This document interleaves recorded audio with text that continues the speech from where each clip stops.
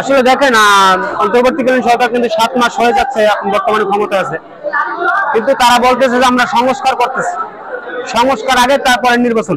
কিন্তু কোন সংস্কার তিনি করছে? একটা সংস্কার তিনি দেখাক যে আমি এই সংস্কারটা করছি। প্রথম বাংলাদেশে যে সংস্কারটা দরকার ছিল, যত আওয়ামী লীগ একটা ফ্যাসিজম বাংলাদেশ কায়েম করেছিল, এর পরে থেকেই কিন্তু মানে আওয়ামী লীগ প্রত্যেকটা জায়গায় আমলাতন্ত্র কায়েম করেছিল, যেমন প্রত্যেকটা জায়গায় দলীয়করণ করেছিল। প্রথম শুরু থেকেই আমরা দাবি জানাইছিলাম যে আওয়ামী লীগ প্রত্যেকটা দপ্তরে, প্রত্যেকটা সরকারি জায়গায় যে আওয়ামী লীগের যে আমলারা বসে আছে এগুলোকে সর্বপ্রথম অপসারণ করতে হবে।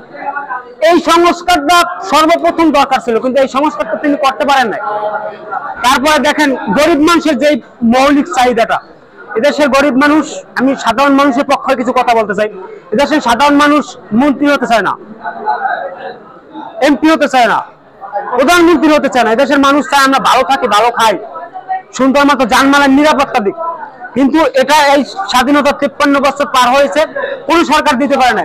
কিন্তু এদিকে এই সংস্কারে হাত দেওয়ার কথা ছিল, যদি দ্রব্যমূল্য নাগাল, যে দ্রব্যমূল্য বর্তমান যে ঊর্ধ্বগতি ছিল সেইখানেই পড়ে আছে, তাহলে উনি উল্লেখযোগ্য কি সংস্কারটা করছে? কাজী আমার মনে হয় যখন উনি একটা নিরপেক্ষ নির্বাচন দিলেই, যে সরকার নির্বাচিত সরকার আসে এদের মাধ্যমেই একটা মনে করেন সংস্কার হলে হতে পারে, কিন্তু উনি সংস্কার করতে পারবে না। এই যে দেখেন যারা বৈষম্য বিরোধী ছাত্র আন্দোলন, তাদের দল গঠন নিয়ে আমি কিছু বলতে চাই না এই মুহূর্তে, কিন্তু তারা কিসের জন্য দল গঠন করলো? আমার তো মনে হয় ডক্টর ইউনূস এই দল গঠন করাইছে। কারণ ডক্টর ইউনূসের কিন্তু একটা দল ছিল রাজনৈতিক, আপনারা জানেন, জনশক্তি। কিন্তু জনশক্তি কিন্তু পরবর্তীতে আওয়ামী লীগ আসার পরে কিন্তু বিলুপ্ত হয়ে গেছিল।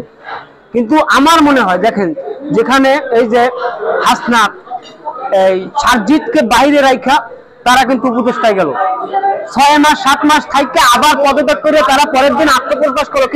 কিন্তু ব্যাংক অ্যাকাউন্টে দেখাইলো 10,000 টাকা আমার আছে, কিন্তু 2 দিন পরে যে উনি নূতন দলের আত্মপ্রকাশ করলো, সেখানে কোটি কোটি টাকা খরচ হইলো। টাকাগুলো কই পেলো? যেসব পোলাপানের টিফিনের টাকা খরচ করে আন্দোলন নাম ছিল, টিফিনের টাকা জমা নিয়ে সেই টাকা দেন, তাহলে কোটি কোটি টাকা তোমার কোথায় পেলো? এইসব দাও। আমাদের কাছে আমরা এমন খবর জানি যে যারা উপদেষ্টা ছিল তাদের বাবায় 10 তলা বাড়ি কিনছে ঢাকা শহরে, এরকম খবর আমাদের কাছে আছে, আমরা এখন জানি। কিন্তু সেদিকটা আমরা হাত দিতে চাই না। ছাত্ররা এই মুহূর্তে যে দল গঠন করছে, ওয়েলকাম তোমাদেরকে, কিন্তু তোমরা দল গঠন করে কাদের বিরুদ্ধে লাগতেছো? তোমরা যে বৈষম্য বিরোধী কথা বলতেছো, আজকে ইসলাম নিয়ে কটূক্তি করতেছো তোমরা। আসলে এই নামটা আমি এই মুহূর্তে বলবো না, কারণ এই নামটা পুরোপুরি আমরা পরিষ্কার করলে আমরা তদন্ত করতেছি গোপন করে, এই মুহূর্তে আমার নামটা বলতে চাই না। আর এই যে দেখেন বৈষম্য বিরোধী ছাত্র আন্দোলন নেতারা কালকে ইসলাম নিয়ে যে পরিমাণ মাওলানাদেরকে নিয়ে কটূক্তি করলো, তাহলে এই বৈষম্যকে আমরা চেয়েছিলাম? তোমাদেরকে আমরা সাবধান করে দিই, আমরা তোমাদেরকে মাথায় উঠেছি, মাথার থেকে ফালাইয়া আসার দেখতে কিন্তু আমাদের সময় লাগবে না। এদেশকে আমরা ভালোবাসি, দেশ নিয়ে কেউ ষড়যন্ত্র করবে তাকে 1 মিনিট আমরা ছাড় দেবো না। এদেশের ইসলাম নিয়ে কেউ ষড়যন্ত্র করবে তার বিরুদ্ধে আমরা 1 চুল ছাড় দেবো না। এটা বৈষম্য বিরোধী ছাত্র আন্দোলন হোক আর ডক্টর ইউনূস হোক, ক্লিয়ার কাট কথা। আপনি তো শুরুতে বলেছিলেন যে ডক্টর ইউনূস সাহেব একটু বুঝাই দিতেছে, সেটা হচ্ছে যারা আন্দোলন করতেছে এখনো প্রেস ক্লাবে কম করে হলো 4-5টা সংগঠন বা 4-5টা ব্যানার আন্দোলন চলছে।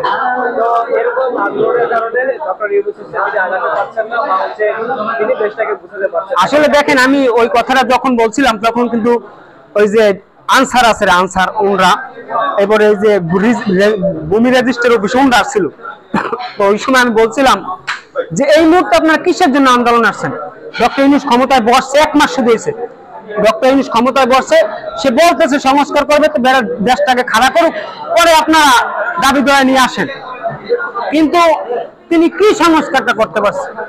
যেই লাউ সেই কদু। এখন কি মনে হয় না যে ওই সমস্ত যে সংগঠন আন্দোলন করতেছে তাদের কারণে অভিজ্ঞতা করতেছে বা সমস্যা হচ্ছে?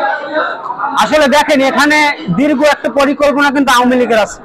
এই যতগুলো আন্দোলন, মানে এই যে আজকে যারা শিক্ষকরা এই যে প্রেস ক্লাবের সামনে দীর্ঘদিন যাবত দেখতেছে, রাত্রে দিনে থাকতেছে, আসলে ওরা আগে ছিল কোথায়? হাসিনার আমলে ছিল কোথায়? আমি তো জানি যত শিক্ষক নিয়োগ করেছে কোনো আওয়ামী লীগের লোক ছাড়া হয় নাই। অর্থ আওয়ামী লীগের আত্মীয় সে নিয়োগ পাইছে, কিন্তু এই সমস্ত লোকগুলো যদি আবার রাস্তায় নেমে আন্দোলন করতেছে, আমার তো মনে হয় না আওয়ামী লীগের দীর্ঘমেয়াদী পরিকল্পনা অনুযায়ী হচ্ছে। কারণ আওয়ামী লীগের আমরা তো আওয়ামী লীগের কিছু সংখ্যক নেতারা দেশ ত্যাগ করছে, কিন্তু আওয়ামী লীগের সেই সমস্ত ছোট পার্টি নেতারা শয়তানেরা তো দেশে আছে, এদের মাধ্যমে হইতেছে। আমি বলবো এরা যদি সরকারের প্রতিনিধি দল যারা আছে এদের দাবি যদি যৌক্তিক হয় তাহলে বৈশ্বিক একটা সিদ্ধান্ত দিক, নয়তো এদেরকে মারিয়ে মুড়ে উড়াই দিক ওখান থেকে। জনদুর্ভোগ সৃষ্টি হইতেছে, এখানে জনদুর্ভোগ সৃষ্টি হইতেছে।